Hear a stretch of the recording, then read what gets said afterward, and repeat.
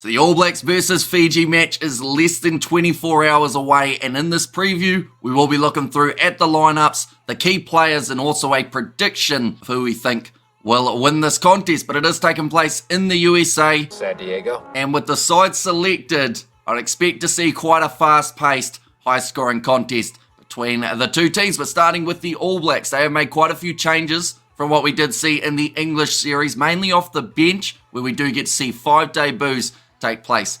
For the ABs in the starting lineup, though, it will be Tamaiti Williams, Asafa Moa, and Fletcher Null as the front row. These will be Tamaiti Williams' first minutes under his belt for the All Blacks in 2024. Null and Asafa Moa both coming off the bench in the last 2 games up against England in the locking duo. This is where we do see the captain, Scott Barrett, at number 4, with Tupavai starting in as the number 5, Luke Jacobson, Ethan Blackadder, and also Adi Savia as the loose forward trio. So 2 changes there, no Papali'i and no Sama Penifino in that number 6 jersey. In the back line, we have seen a few injuries for halfbacks for the All Blacks, which does actually bring Cortez Ratama into the starting side, although it could be debated he was going to be in that starting side up against Fiji anyway, with Damian McKenzie, his Chiefs teammate, as the number 10. Out on the left wing, it is Caleb Clark, and then in the midfield, we get to see Anton Leonard-Brown. He is playing number 12 in this game. He did play 13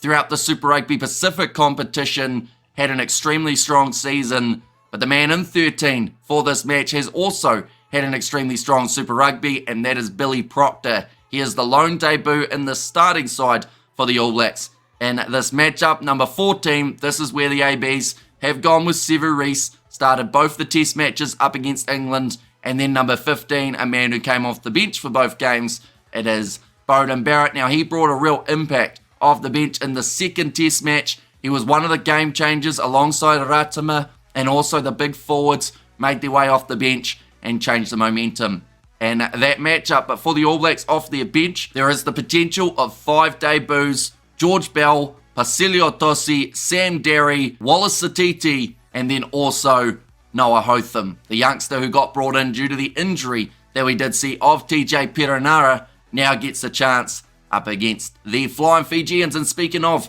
the Flying Fijians, they have gone with a nice mix of what they had up against the Barbarians, as well as the team that they were able to beat the Georgians with. In the front row, Oroni Maui, Tavita Ikanaviri, and also Masaki Donge. Now, Tavita Ikanaviri, we are going to be talking about key players soon, but a little bit of a spoiler, he is definitely one for the Fijians. In the locking duo, it is Asoa Nasilasila at number 4, with number 5 being Timo Maiana Vanuan, both tackling very well up against the Georgians last week. I believe this game will be no different. In the loose board trio, it is Lakima Tangi Valu at number 6. Number 7, they have gone with Kitioni Salawa, and then number 8, it is the big man, Viliami Mata. This is definitely a physical loose forward trio for Fiji. Kitioni Salawa beating many defenders throughout Super Rugby Pacific. Lakima Tangi Valu, he's just a battering ram. And then you've got Viliami Mata, who does do very well off the back of a scrum. So him versus Adi Savia,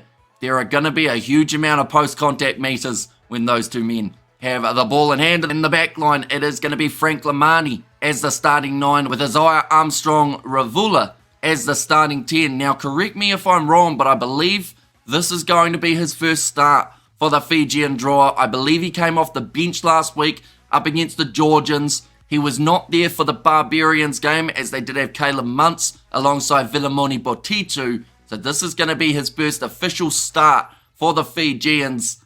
And what a team to go up against for your debut. It's going to be a massive one. The same feeling will be there for the All Blacks, who are making their debut up against the Fijians, because this is going to be an extremely physical contest and probably a very free-flowing game. So that means you could get a lot of running meters on your debut, perhaps even a try up the sleeve as well. But Semi Radradra, man who knows how to score tries, he is out on the left wing for this matchup. Inia Tabuavau is at number 12, and number 13 being the captain, Waisia Naiafalevu.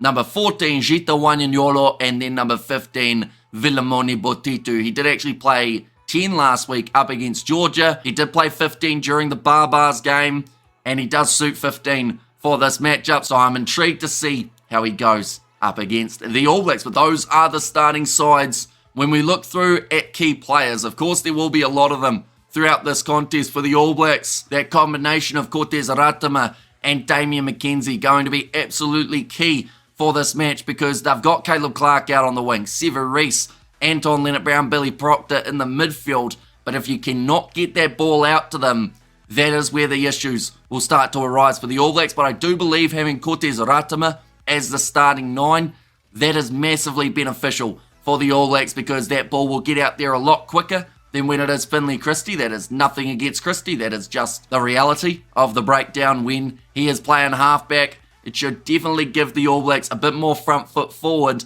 And also Fiji will not do that same rush defence that we saw from England. Or at least I don't think they will. To be honest though, who knows whether or not Fiji will change up their tactics for this game. I do find for the Fijians though, if they try and change their style too much, that is where issues have started coming in the past. So I think they'll still keep a relatively similar structure to what the Fijian Drua play like in Super Rugby Pacific, but of course with a few players from overseas come in. And as well, for the All Blacks, another key player to watch out for, I believe, will be Ethan Blackadder at number 7, because this is almost a trial run for that man, because some people have said that they don't know whether he's got 80 minutes in him. Now, they have got Wallace Satiti off the bench, so I'm curious to see if when Satiti is making his way on the field, whether that will be a direct swap for Ardie Savia, or whether that is going to be a move Savia to 7, take Blackadder off, and have Satiti at number 8. But this is the kind of contest up against a physical side in Fiji that Ethan Blackadder can prove a lot of people wrong, because he didn't have a huge amount of minutes throughout Super Rugby Pacific. That was due to his injuries that he did suffer earlier on, and the man has got a record as a player who does get injured on a pretty regular basis. But if he can get through 80 minutes here, I feel like that would do a lot, not just for his confidence, but also for the confidence of the selectors, knowing that you've got him as a real option heading into the Rugby Championship. Because if he can get 1 or 2 turnovers in the breakdown, make his tackles, that would probably put him a little bit higher up the pecking order. Nothing against what Dalton Papali'i has done throughout those 2 games up against England, but I don't believe that man got too many turnovers in that number 7 jersey. So if Blackadder can make the tackles that Papali'i did, but then also get a turnover or 2 along the way, that could be the difference between starting and being on the reserves for the Rugby Championship. And one more player to watch out for, it's got to be Beauden Barrett at number 15. A lot of people want to see what that man can do in his follow-up performance from the English second test match. You'd say he's in good form, so we'll see whether or not that continues for this matchup. But looking through at Fiji's key players, first of all, Tavita Ikanaveri. That man is a phenomenal athlete. He has a great line out. He has a great ball running ability that is just pretty much throw himself at you and go over the top. And he had 44 meters carried in the game up against the Georgians. So we know he's got power. He's also great in a breakdown. Very well-rounded player.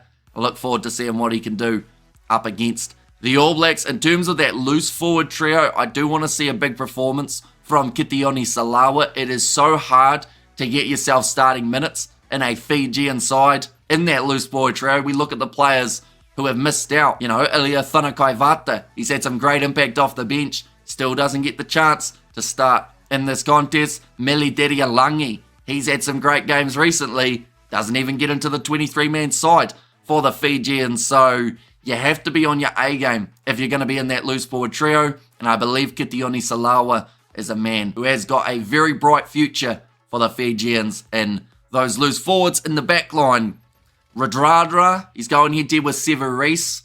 I just don't know if he's going to get a huge amount of the ball in this game. I think it's going to be more about Tabua Val and also Waisianaya Thalevu in the midfield. But Vilamoni Botitu at 15 as well. He's going to have a busy game, I believe, if Fiji want to be able to stay competitive in this game, because I'll be honest, I have no idea how these sides are going to match up. New Zealand making a lot of changes from what they had in their game up against England.